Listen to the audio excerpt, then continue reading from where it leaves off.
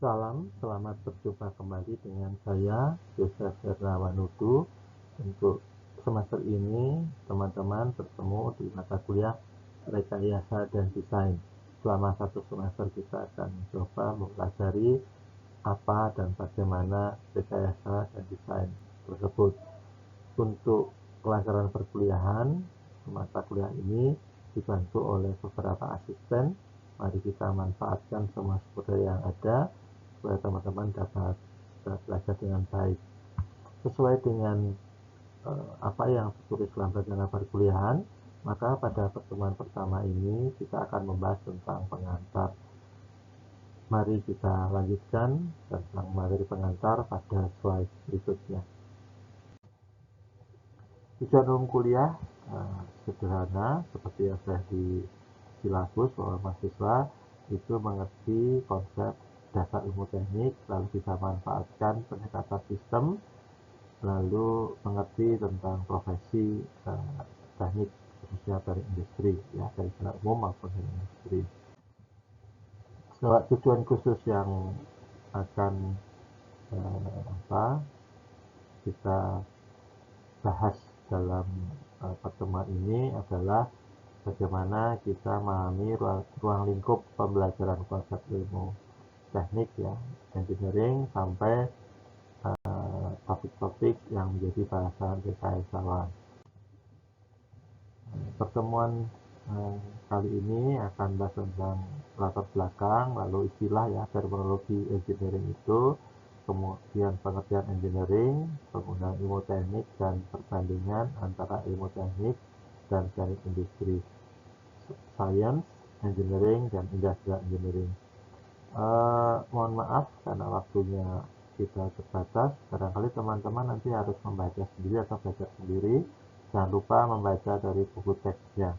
Dan saya sudah mencoba untuk memberikan penjelasan dalam bentuk audio visual, PowerPoint yang diberi suara, supaya teman-teman bisa memperoleh penjelasan tentang materi meskipun di luar kuliah, karena kuliah kita waktunya memang sangat terbatas. Kalau kita melihat gambar ini, kita akan diingatkan, ya ditunjukkan bahwa hidup kita ini penuh dengan penemuan, ya. Itu yang paling atas, di kiri atas, ya ada pesawat, ya. Manusia tidak bisa terbang, ingin terbang seperti burung, bisa berpindah dengan cepat, maka menciptakan, merancang yang namanya pesawat terbang. Kemudian manusia itu pada dasarnya cepat bosan, butuh healing, maka di sebelah kanan bawah itu menciptakan alat permainan, ya, sehingga bisa melihat dari ketinggian lalu berputar, yang di bawah naik ke atas dan seterusnya. Hidup kita ini banyak menggunakan alat yang diciptakan oleh engineer, dan hidup kita menjadi lebih mudah di satu aspek. Tapi apakah demikian? Apakah tidak ada efek negatifnya? Apakah tidak ada batasnya? Itu nanti kita bahas. Teman-teman bisa melihat pada materi berikutnya, kuliah-kuliah berikutnya, atau baca di buku, nanti kita bisa diskusikan. Intinya bahwa dunia tanpa engineering ya menjadi dunia alami, ya. Seperti kalau kita ke gunung melihat hutan, ya kira-kira tanpa engineering ya harus manfaatkan apa yang ada di hutan tersebut. Bahasan engineering itu bervariasi, ya, dari yang mulai sangat besar, ya, struktur yang besar, mega structure.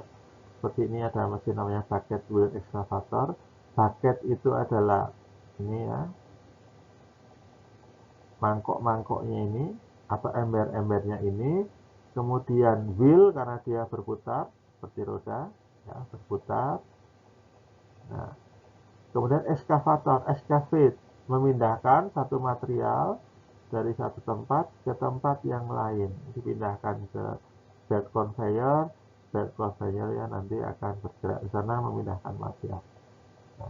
Nah, kalau dibayangkan, kira-kira ya, saya pernah juga di tambang seperti ini besar sekali ya. Salah satu alat yang ada itu, satu bucket ini bisa mengisi satu dump truck ya dalam sekali tuang. Artinya ya ini besarnya seperti dump truck ya, ada satu dump truck, 2, 3. Coba bisa dibayangkan kira-kira diameternya berapa. Saya pernah melihat itu diameternya lebih dari 6 meter ya. Tingginya lebih dari 30 meter strukturnya, tinggi sekali. Kalau kita naik ke atas seperti di atas pohon ya, meskipun dia dari baja, tapi kalau terkena angin juga bergoyang-goyang ya. Bayangkan joknya, bayangkan kalau kebelet pipis di atas ya, sebelum turun sampai bawah sudah ngompol duluan ya. Maka memang butuh persiapan untuk bekerja di tempat-tempat seperti ini. Ini karya engineering. Nah ini juga karya engineering ya. Jadi tadi besar, sekarang yang kecil sekali. Ini kecil sekali, lebih kecil dari jari tangan ya, ini satu jari itu gambarnya. Nah di dalamnya itu banyak sekali komponen-komponennya ya. Kok bisa banyak ya, karena ukurannya nano. Nano itu sangat kecil ya, mili, mikro, nano. Nah mikro itu min 10 pangkat 6, nano itu min 10 pangkat 9, 1/1 miliar meter ya, kecil sekali. Rambut saja itu lebih tebal daripada jalur-jalur di microchip. Kita bekerja pada ukuran sangat kecil. Lebih lanjut lagi, kita itu bekerja melawan alam ya. Memang pada dasarnya engineering itu melawan alam. Jadi saya katakan kita lihat burung ya, kita pengen bisa terbang seperti burung ya, lalu kita buat sayap ya, buat mekanisme, buat alat sehingga kita bisa terbang. Artinya apa? Tuhan menciptakan kita tidak bisa terbang, tetapi dengan daya cipta kita bisa terbang. Tuhan menciptakan kita berbeda dengan ikan ya, yang bisa hidup di air, tapi manusia dengan alat bisa hidup di air ya, bisa skydiving, macam-macam itu ya.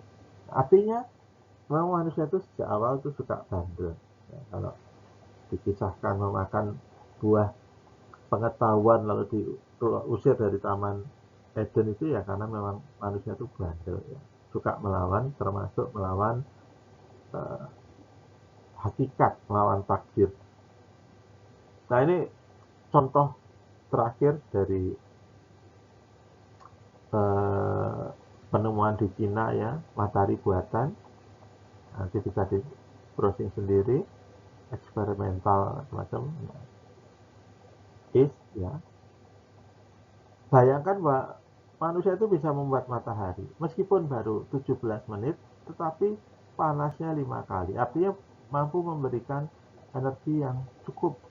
Nah kalau kita sudah bisa membuat matahari, lalu dikatakan nanti pada saat kiamat itu matahari hilang, lah kapan kiamatnya, itu kan pertanyaannya. Jadi memang jangan-jangan Tuhan itu jengkel juga dengan engineer ya, membuat beberapa hal itu bergeser dari rencana awal Tuhan. Tapi sebagai orang beriman kita tahu bahwa ya yang ditemukan engineering itu ya sudah bagian dari rencana Tuhan, meskipun sangat berbeda jauh dari apa yang dibayangkan. Nah, hal ini membawa kepada pertanyaan ya. Jadi kira-kira ada nggak batasan untuk merancang atau membuat? Nah kalau dari cerita tadi tidak ada batasan ya, no limit. Nah kalau tidak ada batasan, artinya kemampuan kita tidak terbatas kemampuannya. Kalau merancang itu batasannya apa? Apakah kita boleh segala kita rancang? Nah tentunya batasan ini kita kembalikan kepada definisi dari ilmu teknik ya. Jadi engineering bla bla bla bla, nanti lihat ini saya lewati saja, bisa dibaca sendiri di buku teksnya, atau ada soal yang lain yang mengatakan bahwa engineering itu nanti orangnya sebagai engineer ya, lalu menjadi insinyur ya, orang Belanda, lalu insinyur Indonesia. Nah, sebagai keilmuan disebut sebagai rekayasa ya, ilmu teknik atau rekayasa. Jadi insinyur, engineer, insinyur ya, itu terminologinya. Nah, sejarahnya bisa dilihat di buku, dibaca di buku Koski itu ada, baca saja. Lalu bahwa kenapa kok engineer ya Pak ya? Gitu. Engineer itu kan dari kata engine. Nah, engine kan sama dengan mesin. Apa yang buat mesin ya Pak? Bukan. Engine itu zaman dulu bukan mesin. Engine itu sesuatu karya, produk, benda. Jadi engineer adalah orang yang membuat benda yang ingenius, yang bagus, yang luar biasa. Tolong dibaca di bukunya ya, untuk lebih lanjutnya. Nah, ini mulai pengertian engineering. Ini yang kita pakai untuk tadi menjawab, ada limitnya enggak? Benefit to people, bermanfaat. Lalu benefit of mankind, untuk kehidupan. Nah, ini yang jadi batasan. Jadi limitnya adalah selama itu bermanfaat untuk kehidupan ya kita ciptakan, kalau tidak ya jangan. Tetapi kehidupan itu apa, kehidupan siapa, itu jadi perdebatan ya. Misalnya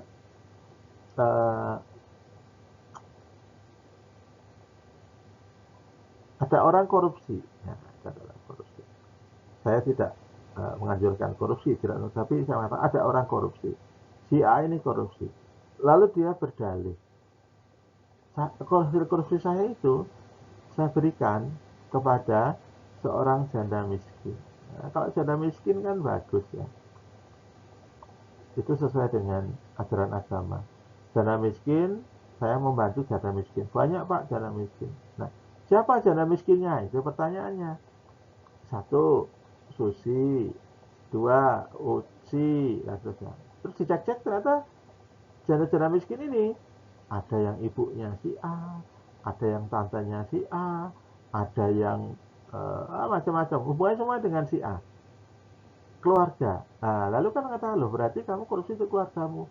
Iya, tapi kan termasuk janda miskin, Pak, Bu. Apa saya salah? Nah, itu kan mankind itu jadi perdebatan, termasuk ketika orang Amerika dan orang Rusia bertengkar, mereka membuat bom nuklir, ya, nuklir bom. Pertanyaannya, apakah itu bermanfaat sampai keluarkan miliaran dolar untuk alat seperti itu? Sampai pajaknya rakyatnya harus diserap ke sana. Itu pertanyaan yang perlu direnungkan. Bermanfaat itu untuk siapa? Lalu bagaimana caranya? Karena bom nuklir itu dibuat banyak-banyak, tapi tidak untuk diledakkan. Karena kalau diledakkan, bumi ini hancur. Nah, orang juga nggak mau hancur. Kan? Jadi kita membuat sesuatu susah, mahal, tapi tidak untuk digunakan. Nah, itu kan menurut saya aneh. Ya. Tapi yang membuat itu pasti engineer. Tidak mungkin sastrawan itu membuat bom nuklir. Ya. Menulis tentang bom nuklir bisa, tapi membuat tentang bom nuklir tidak bisa. Jadi engineer berperan dalam mensukseskan, menyuburkan perang itu ya, dalam menciptakan alat-alat. Nah, itu beberapa hal yang mungkin teman-teman bisa mulai memikirkan. Apa batasnya? Lalu untuk apa? Mari kita lanjut. Ini adalah gambaran bahwa yang kita lakukan itu mengubah gagasan menjadi sesuatu, barang atau jasa, ya. Tangible dan intangible. Sesuatu ini dipakai oleh masyarakat. Sederhana konsepnya. Tapi pada kenyataannya ada hal yang tersembunyi. Satu, bahwa tadi dari definisi ilmu teknik, idea ini tidak muncul dari ketiadaan, ya. Harus ada sesuatu yang namanya masalah. Ya. Masalah siapa? Masalah masyarakat. Supaya kalau masalah ini diselesaikan, nanti masyarakatnya seneng kan, ada benefitnya, ada problem. Nah, masalah ini yang menghasilkan ide untuk dihasilkan lalu dipakai. Itu satu yang tersembunyi. Jadi sebelum idea itu ada masalah yang tidak ditulis. Yang kedua, ini tertutup videonya, saya gambar ulang saja di sini untuk gambar saya. Nah, untuk mengaplikasikan dari ide sampai ke masyarakat itu panjang jalannya dan susah, tidak mudah. Ya, membuat itu sederhana. Meminta orang untuk menggunakan itu yang lebih sulit atau paling sulit. Meyakinkan orang untuk menggunakan itu yang sulit. Nah, contohnya ya, ada contoh. Ini teman-teman tahu ya, helm itu ada helm proyek yang paling atas, helm yang dipakai untuk security, ada ini helm legend. Ini saya dulu punya beberapa, persis warna juga sama, ini namanya helm ciduk ya. Ini helm ciduk. Nah, helm ciduk ini dulu sangat sangat ngetren ya, sangat populer, dijual di mana-mana. Kenapa? Karena sejak tahun 92 itu ada Undang-Undang Nomor 14 yang mengatakan bahwa wajib mempergunakan helm.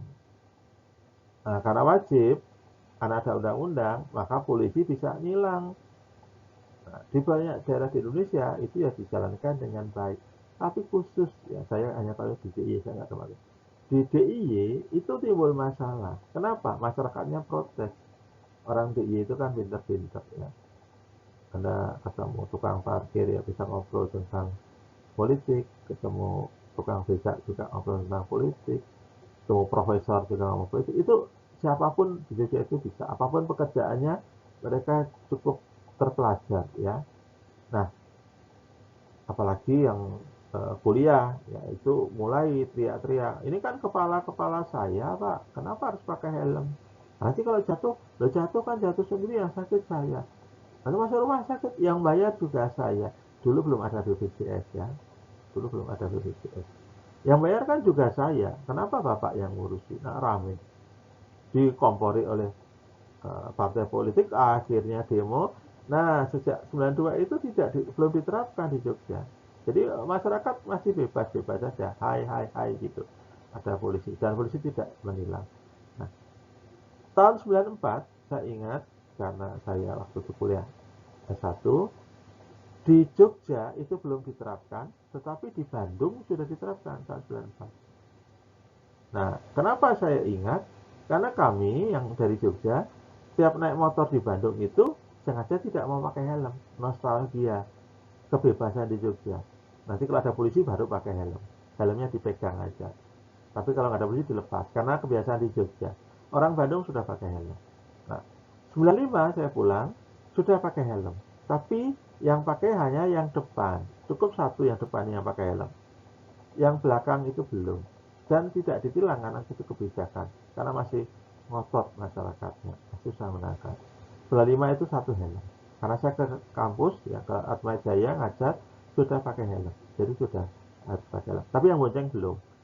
98 saya kuliah, itu sudah dua-duanya pakai helm. Saya S2 98, dua-duanya pakai helm, tapi ciduk semua. Ini yang kayak gini nih. Yang kalau goyang sedikit lepas ya, jatuh pasti lepas, kepalanya sebenarnya tidak terlindungi, hanya untuk aksesoris. tahun 2001, 2002 saya pulang sudah pakai helm. 2, depan harus standar. Belakang masih ciduk. 2005, 2006 baru standar dua-duanya. Jadi bayangkan lama sekali untuk membuat orang itu menggunakan. Kasus yang kedua misalnya ini yang pembayaran tanpa uang tunai ya, cashless. Sejak 2019 sudah diundangkan atau dicanangkan, dari Januari 2020 sudah efektif 1 Januari. Tetapi lihat sampai tahun 2003 ini berapa orang yang menggunakan, siapa yang menggunakan. Nah, apakah orang-orang tua sudah menggunakan? Ya mungkin mereka masih nyaman dengan pembayaran cash ya. Saya kemarin terakhir bayar bayar STNK itu sudah nyoba pakai QRIS. Tapi baru saya sendiri, yang lainnya tetap pakai cash. Mereka lebih nyaman pakai cash. Padahal kalau kita sudah tahu manfaatnya QRIS, alatnya mendukung, nggak usah bawa duit di kantong, tidak usah mikir kekembalian, tidak usah macam-macam ya. Tetapi masyarakat kita masih pada level gesek ya, di ATM atau barangkali masih transfer pakai sekedar untuk internet banking, e-banking. Belum QRIS, masih lama. Itu contoh lagi betapa sesuatu itu belum tentu dipakai di masyarakat dengan baik. Sehingga kita harus bijak dalam merancang, karena mudah digunakan, bermanfaat, banyak aspek positifnya. Itu bukan pertimbangan utama suatu alat itu digunakan atau tidak. Ada banyak hal ya, misalnya enggan, takut, tidak biasa atau lemah. Kita memerlukan yang namanya social engineering. Kita atur supaya orang itu secara tidak sadar menggunakan. Ya. Setelah kita social engineering, ingat ya masih ada saja celah atau alasan untuk tidak melakukan. Jadi ingat yang gambar ibu-ibu tadi menggunakan helmnya di atas begitu ya.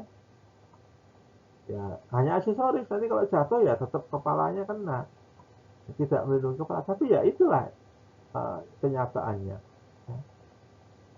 Dan joke-nya, ini joke ya.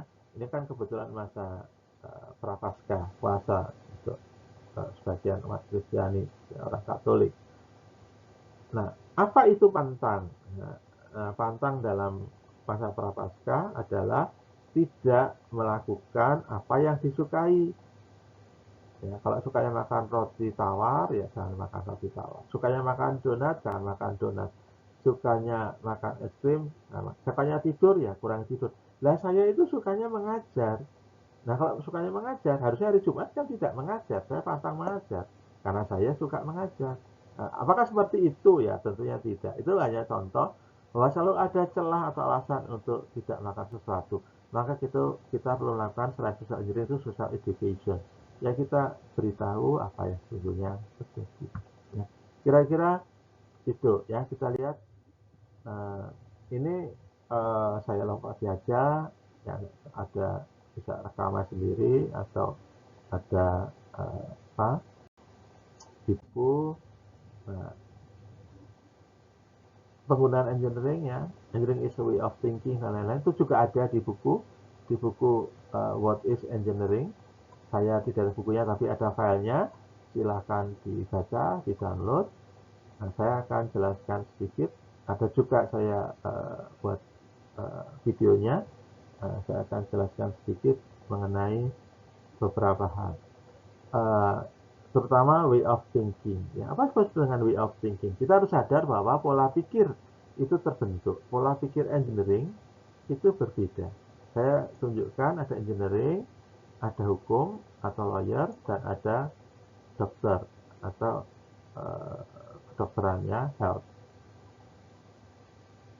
Nah, kalau engineering itu, produk engineering itu ditandai dengan kalau rusak ya langsung mati. Misalnya teman-teman naik pesawat gitu ya, pesawat, bayangkan sayapnya ini copot bautnya, lalu sayapnya itu seperti patah. Nah pasti akan jatuh dan mati saat itu juga. Itu alasan mengapa seorang engineer itu harus saklek ya, harus tepat. Seperti kuliah mekanika teknik, itu kalau ngitung harus sampai 2 angka di belakang koma persis dengan hitungan dosennya. Dosennya 10,21 ya diharapkan muridnya juga 10,21. Loh Pak, kan cuma 1 angka di belakang koma. Ya tapi 1 angka di belakang koma, tapi ini temennya 10 pangkat 9 misalnya. Ya. Nah, berarti kalau 1 angka itu 0,1 kali 10 pangkat 9. Ya, 100 juta. Banyak ya. Ada 0,1. Begitupun kalau kurang, apalagi salah ya. Nah itu beda dengan hukum. Hukum itu salah-salah dikit nggak apa-apa lah. Oh contohnya misalnya ada yang sekarang dihukum mati itu ya, di Sambalado itu ya, Pak FS. Jadi vonis mati. Apakah akan dibunuh besok? Tidak. Masih bisa banding. Ya. Nanti banding kalah masih bisa PK. Ya. PK misalnya masih bisa lagi. Sudah inkrah juga, regu tembaknya mungkin masih sekian tahun lagi. Jadi tidak langsung mati, tidak langsung efektif. Maka orang hukum itu yang penting adalah bukti. Maka kalau kuliah seringkali mereka atau rapat mereka merekam supaya ada bukti. Kan harus ada 2 alat bukti ya. Orang teknik itu jarang merekam. Catat paling, dicatat, lalu lihat rekaman di YouTube atau di mana. Tapi jarang merekam karena tidak pernah mikirkan tentang bukti di pengadilan ya. Beda dengan orang hukum, rapat saja direkam ya supaya ada buktinya. Nah dokter lain lagi ya. Dokter itu kalau dia mendiagnosis meskipun dia salah ya, kita itu masih punya alternatif, tidak langsung mati juga ya. Ada yang divonis kanker ya, cancer misalnya, CA ya, cancer gitu. Ya belum tentu orang itu percaya, lalu cari dokter lain. Nah, dia mencari second opinion, opini kedua. Terus apa? Dokter lain mengatakan cancer juga, dia masih cari paranormal, ya, herbal, alternatif. Jadi banyak. Beda dengan engineering, ya. Nah, bedanya hukum sama dokter apa? Nah, kalau dokter itu kerjanya tidak boleh dia teratur, cepat, tapi tidak boleh direncanakan. Misalnya sedang nunggu di UGD malam hari. Oh, saya malam ini mau mengerjakan 10 orang pasien, harus ada yang kecelakaan, kan tidak demikian. Ya. Dia siap untuk 10, siap untuk 15, siap tidak ada yang sakit, dia harus siap. Ya, sehingga dokter-dokter itu kalau membuat acara seringkali kurang perencanaan karena dia memang jarang merencanakan. Yang penting dia datang siap lalu lakukan apa. Kalau engineering, Anda sebagai engineer mau buat acara saja 13 sebelumnya sudah perencanaan sampai detiknya, menitnya, jamnya supaya semua lancar. Itu membedakan. Itu engineering itu way of thinking. Dalam hidup nanti akan demikian. Termasuk ketika saya KKN. Anda akan ketemu teman-teman manajemen akan berbeda perilakunya dengan Anda engineering. Teman-teman teknik sipil agak mirip barangkali. Ada bedanya juga. Teman-teman teknik sipil dan teman-teman TI kan berbeda ya secara keilmuan. Teman-teman Visipol beda lagi. Ya. Jadi semua itu membawa pola pikir sendiri ya pendekatannya. Kemudian yang lain-lainnya silahkan dicari, nanti dibuat tugasnya bersama Pak Asisten. Ya. Nah ini bisa lewati juga, lewati juga, lewati juga, lewati juga ya. Oke, saya lewati, saya lewati, saya lewati. Nah, silahkan dibaca, nanti kita diskusikan, karena saya baca sendiri. Kemudian ini slide akhir, bahwa teman-teman harus mengerti perbedaan antara science, ya scientist orangnya, lalu engineering, Lalu dalam engineering itu ada bagian namanya industrial engineering. Nah itu semua ada sudah ditunjukkan ini di tabel ini. Nah, tinggal dipahami. Kalau belum paham, daripada besok ditanyakan kuis atau apa tidak bisa, silahkan tanya kakak asisten. Kalau belum jelas atau tidak yakin, tanya di grup. Ya, saya akan menjawab. Saya meskipun tidak ada di kelas, saya nanti respon melalui grup. Oke, terima kasih ya. Selamat belajar.